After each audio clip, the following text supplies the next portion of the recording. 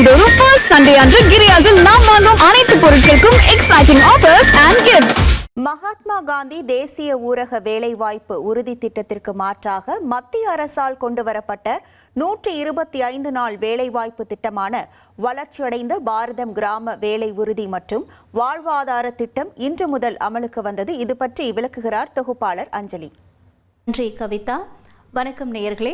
கிராமத்தில் இருக்கக்கூடிய மக்களுக்கான இந்த வேலை வாய்ப்பை உறுதி செய்வதற்காக செயல்பட்டு வந்த திட்டம் தான் மகாத்மா காந்தி தேசிய ஊரக வேலை வாய்ப்பு திட்டம். இந்த திட்டத்தை மத்திய அரசு சில அடிப்படை விஷயங்களை மாற்றி அதற்கு அடுத்தபடியாக கொண்டு வந்தது தான் விபி ராம்ஜி திட்டம் அப்படிங்கிறது. சரி, இந்த திட்டம் இப்போ அமலுக்கு வந்திருக்கு. இந்த திட்டத்தில் என்னென்ன மாற்றங்கள் வந்திருக்கு, இந்த திட்டத்தில் இப்போ தமிழகத்தில் என்னென்ன விஷயங்கள்லாம் ஃபாலோ பண்ணுறாங்க அப்படிங்கிறதா நம்ம முக்கியமாக பார்க்க இருக்கிறோம். ஸோ இப்போ நம்ம முதல்ல பார்க்கக்கூடியது இந்த 125 நாள் வேலை திட்டம் அப்படிங்கிறது அமலுக்கு வந்திருக்கு. இதற்கு முன்னாடி எத்தனை நாள் இருந்ததுன்னா 100 நாள் அப்படிங்கிறது இருந்தது. இதை மத்திய அரசு 125 நாளாக மாற்றியிருந்தாங்க. இதுதான் இந்த வேலை உத்தரவாதம் அப்படிங்கிறது 100 நாட்கள்ல இருந்து 125 நாட்களாக உயர்ந்திருக்கிறது அப்படின்றது நம்ம பார்க்கக்கூடிய ஃபர்ஸ்ட் விஷயம். இதுல யாரெல்லாம் வேலை பார்ப்பாங்க, எந்த மாதிரியான வேலைக்கெல்லாம் ஆட்கள் போவாங்க இந்த 125 நாள் வேலைக்கு அப்படின்னு நம்ம பார்க்கும்பொழுது குறிப்பா நீர் பாதுகாப்பு, அதற்கு அடுத்தபடியாக கிராமங்களில் உள்கட்டமைப்பு தொடர்பான வேலைகளுக்கும் வாழ்வாதார உள்கட்டமைப்பு வேலைகளுக்கும் ஒருவேளை பேரிடர் பாதிப்புகள்லாம் வந்தால் அந்த பேரிடர் பாதிப்பிலிருந்து மீண்டு வரதுக்கான அடுத்த கட்ட பணிகள்லாம் நடக்கும். இந்த விஷயங்கள்லாம் செய்யறதுக்கு இந்த 125 நாட்கள் வேலை திட்டத்தில் வேலைக்கு போகணும்னு நினைக்கிறவங்க போகலாம் அப்படிங்கிறதா இந்த திட்டத்தினுடைய ஒரு முக்கிய நோக்கம். சரி, இப்போ அடுத்தபடியாக இந்த திட்டத்தில் என்ன மாற்றம் கொண்டு வந்திருக்காங்க அப்படின்னு நம்ம பார்க்குறோம். விண்ணப்பிக்கிறவங்களுக்கு 15 நாட்களுக்குள்ள வேலை இல்லை அப்படின்னா உதவித்தொகை வழங்கணும் அப்படிங்கிறது ஒரு முக்கியமான விஷயமா இருக்கு. இப்போ 125 நாளைக்கு நீங்க வேலைக்கு வாங்க அப்படின்னு சொல்லிடுவாங்க. ஆனா அந்த 125 நாளைக்குள்ள அந்த வேலைக்கு வரவங்களுக்கு முதல்ல ஒரு 15 நாட்களுக்குள்ள அந்த வேலையை கன்ஃபார்ம் பண்ணணும். உங்களுக்கு வேலை ரெடியா இருக்கு, நீங்க வேலை செய்யலாம் அப்படின்னு. ஒரு வேலை 15 நாட்கள் தாண்டியும் அவங்களுக்கு வேலை கொடுக்கல, ஆனால் வேலைக்கு எடுத்திருக்கோம் அப்படின்னு மட்டும் சொல்லிட்டு வேலையே வாங்காமல் இருந்தாங்க, அவங்களுக்கு எந்த ஒரு பலனும் கிடைக்கல அப்படின்னா அவங்களுக்கு உதவித்தொகை வழங்கணும் அப்படின்னு சொல்கிறாங்க. இன்னொரு முக்கியமான விஷயம், வேலை உறுதி அட்டையும் அவங்களுக்கு கொடுக்கணும். எத்தனை பேரை வேலைக்கு எடுத்திருந்தாலுமே அவங்களுக்கு வேலை உறுதி அட்டை அப்படிங்கிறத கண்டிப்பாக கொடுக்கணும் அப்படிங்கிறதும் சொல்லப்பட்டிருக்கு. ஒருவேளை இந்த 15 நாளுக்கு வேலை கொடுக்கல அப்படின்னா இந்த ஊதியத்தொகைன்னு ஒன்று சொன்னோம் இல்லையா, அந்த ஊதிய தொகை எவ்வளவா இருக்கணும் அப்படிங்கிறதா நம்ம அடுத்து பார்க்கக்கூடிய விஷயம்.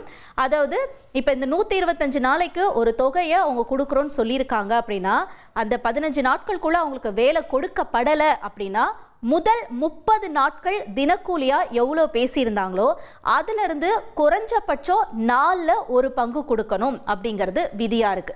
அடுத்தபடியா ஒருவேளை 15 நாட்களுக்குள்ள சம்பளம் வழங்கலை அப்படின்னா அதற்கு அடுத்தபடியா என்ன பண்ணுவாங்கன்னா 16வது நாள்ல இருந்து அவங்களுக்கு நிலுவைத் தொகையும் கொடுக்கணுன்றாங்க. 16வது நாள்ல இருந்து அதற்கான வட்டியும் அவங்களுக்கு கொடுக்கப்படுது. 0.05% வரைக்கும் அவங்களுக்கான இந்த வட்டியோட சேர்த்து 4ல் 1 பங்கு அந்த அமௌண்ட்டையும் கொடுக்கணும் அப்படிங்கிறது ஒரு முக்கியமான விஷயமா இருக்கு. சரி, அடுத்தபடியா இப்ப இந்த 125 நாட்கள் ஆன வேலை வாய்ப்புல சிறப்பு அட்டை கார்டுகள், சிறப்பு அட்டையும் கொடுக்குறாங்க. ஸ்பெஷலான ஐடி அப்படிங்கிறதையும் கொடுக்குறாங்க. இந்த ஸ்பெஷலான ஐடி யாருக்கு அப்படின்னு நம்ம பார்த்தோம்னா தனியாக வாழக்கூடிய பெண்கள், அதே மாதிரி மாற்றுத்திறனாளிகள், திருநங்கைகள், 60 வயதுக்கு மேற்பட்டவங்க, விடுதலையான கொத்தடிமை தொழிலாளிகள், இவங்களுக்கெல்லாம் சிறப்பு அட்டை கார்டு கொடுக்கணும் அப்படிங்கிறதும் அடுத்த விதியா இருக்கு. ஸோ தொடர்ந்து நம்ம அடுத்ததாக பார்க்கறது என்னன்னா உச்சக்கட்ட விவசாய காலங்களில் ஆண்டுக்கு 60 நாட்கள் வரைக்கும் இந்த திட்டப்பணிகள் நடைபெறாது அப்படின்னு சொல்றாங்க. ஸோ இந்த டைம்ல மட்டும் இந்த நாட்களுக்கான எந்த ஒரு வேலைக்கும் ஆட்களை எடுக்க மாட்டாங்க அப்படிங்கிறதும் விதியா இருக்கு. அடுத்தபடியாக நம்ம பார்க்கக்கூடியது இந்த 125 நாட்கள் வேலைக்கு போறவங்களுக்கு என்னென்ன விஷயங்களாம் ஃபாலோ பண்றாங்க, என்னென்ன விஷயம்லாம் கணினி மயமா இவங்க வந்து ரிஜிஸ்டர் பண்ணி வச்சுக்கிறாங்க, எல்லா டீட்டெயில்ஸையும் வாங்கி வைக்கிறாங்க அப்படின்றத நம்ம முதல்ல பார்க்குறது வந்து பயோமெட்ரிக் முறையில் வருகை பதிவு. முதல்ல என்னன்னா 100 நாள் வேலை திட்டத்தில் எல்லாரும் போவாங்க, ஆட்களும் எடுப்பாங்க. ஆனால் அதில் ஒரு சில நாட்கள் மட்டும்தான் வேலைக்கு அந்த ஆட்களை கூட்டிகிட்டு போவாங்க. சில நேரங்களில் எங்களை கூட்டிகிட்டு போகல அப்படிங்கிற மாதிரியான நிறைய கம்ப்ளைண்ட்ஸும் வரும். வேலைக்கே வராமல் ஒரு சிலருக்கு வந்து காசு போகுது அப்படிங்கிற மாதிரியான நிறைய கம்ப்ளைண்ட்ஸ்லாம் இதுக்கு முன்னாடி ரெஜிஸ்டர் ஆகியிருக்கு. இந்த மாதிரியான புகார்கள்லாம் அவாய்ட் பண்ணணும் அப்படின்னா எத்தனை பேரை வேலைக்கு எடுத்திருக்காங்களோ இந்த 125 நாளில் அவங்களுக்கான பயோமெட்ரிக் முறையில் வந்து வருகை பதிவை ரிஜிஸ்டர் பண்ணுறாங்க, அதை பாதுகாத்தும் வச்சுருக்காங்க. அடுத்து இந்த வேலைக்கு வரவங்களுக்கு என்னென்ன வசதிகள் செய்து தரணும்னு பார்த்தா குடிநீர், நிழல் வசதி, முதலுதவி பெட்டி இதெல்லாம் கட்டாயம் இருக்கணும்னு சொல்றாங்க. அதே மாதிரி இப்போ ஒருவேளை இந்த வேலைக்கு வரக்கூடிய பெண் குழந்தை வச்சிருக்காங்க, ஒரு 5 வயசுல இருந்து ஒரு வயசுல இருந்து 5 வயசு வரைக்கும் குழந்தைய வந்து இந்த வேலைக்கு கூடவே கூட்டிட்டு வராங்க, யாரும் பார்த்துக்க முடியல அப்படிங்கிறதுனால அப்படின்னா அந்த குழந்தைகளை கவனிக்கிறதுக்கும் ஒரு பெண் தொழிலாளியை வந்து அப்பாயிண்ட் பண்ணணும் அப்படிங்கிறது இன்னொரு விஷயமா இருக்கு.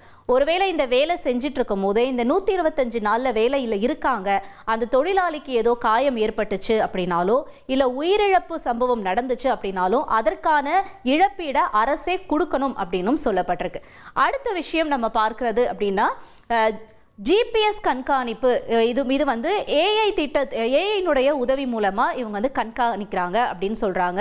இந்த 6 மாதங்களுக்கு ஒரு முறை தணிக்கை கணக்கு பொதுமக்கள் பார்வையில் வைக்கப்படும் அப்படின்னும் சொல்லப்படுது. எவ்வளோ வந்து இன்வெஸ்ட் பண்ணியிருந்தாங்க, எவ்வளோ வந்து சம்பளம் கொடுக்கப்பட்டிருந்துச்சு, எத்தனை பேர் வேலை செஞ்சுருந்தாங்க, எத்தனை நாள் வேலை செஞ்சுருந்தாங்க, அவங்களுடைய வருகை பதிவு என்ன, இது எல்லாமே வந்து பொதுமக்களுடைய பார்வைக்கு வைக்கப்படும் அப்படின்னும் சொல்லப்படுது குறிப்பிட்ட இடத்துலேருந்து. அடுத்தபடியாக நம்ம பார்க்கக்கூடிய விஷயம் வேலை இழப்பீடு, கூலி தாமத இழப்பீடு தொகையை வந்து அரசே வழங்கும் அப்படின்னு சொன்னாங்க. நம்ம இப்போ ஆரம்பத்திலேயே சொன்னோம் இல்லையா, 15 நாளுக்குள்ள அவங்க கொடுக்கப்பட்ட அந்த வேலையை வந்து உறுதி செய்யணும். அப்படி உறுதி செய்யலை அப்படின்னா 4ல் 1 பங்கு அவங்களுக்கு வந்து பணம் கொடுக்கணும். 15 நாளைக்கு மேலே அந்த காசை கொடுக்காம இருக்காங்கன்னா 16வது நாள்லேருந்து குறிப்பிட்ட வட்டியோடு சேர்த்து அவங்களுக்கு அந்த சம்பள காசை கொடுக்கணும் அப்படின்றது இல்லையா. இது எல்லாத்தையுமே வந்து அரசே வந்து இந்த நிதிச்சுமையை ஏற்கும் அப்படின்னு வந்து சொல்லப்படுது. இதனால அரசுக்கு என்ன நிதிச்சுமை ஏற்படுது அப்படிங்கிறத நம்ம முதல்ல பார்க்கலாம். ஆரம்பத்தில் இருந்த மகாத்மா காந்தி தேசிய ஊரக வேலை வாய்ப்பு இதில் எப்படி இருந்தது நிதி பங்கீடு அப்படின்னு பார்த்தோன்னா, அதாவது மத்திய அரசு 90%, மாநில அரசு 10% கொடுத்துக்கிட்டு இருந்தாங்க. இப்போ இந்த 125 நாள், அதாவது VP ராம்ஜி இந்த திட்டத்தின் மூலமா இப்போ எவ்வளோ கொடுக்குறாங்கன்னா மத்திய அரசு 60%, மாநில அரசு 40% கொடுக்குறாங்க. இதுதான் இப்போ இருக்கக்கூடிய இந்த திட்டத்தில் மாற்றம் செய்யப்பட்ட ஒரு முக்கியமான விஷயம். இதற்கு நிறைய எதிர்ப்புகள்லாம் கூட எழுந்துச்சு. ஆனா அதையும் தாண்டி இந்த திட்டம் வந்து இப்ப நடைமுறைக்கு வந்திருக்கு அப்படிங்கிறது முக்கியத்துவம் வாய்ந்ததா பார்க்கப்படுது. இந்த 125 நாள் வேலை திட்டத்துல நிதி பங்களிப்பு எவ்வளவு இருக்கு அப்படிங்கறத நம்ம ரூபாய் கணக்குல பார்க்கிறோம்.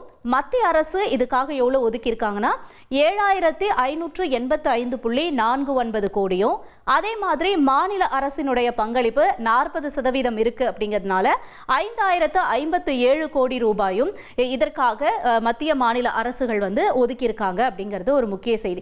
முதல்ல 100 நாள் இருந்தது, இது எதற்கு 165 நாளா மாத்தினீங்க அப்படிங்கிற ஒரு குற்றச்சாட்டு இருந்துச்சு.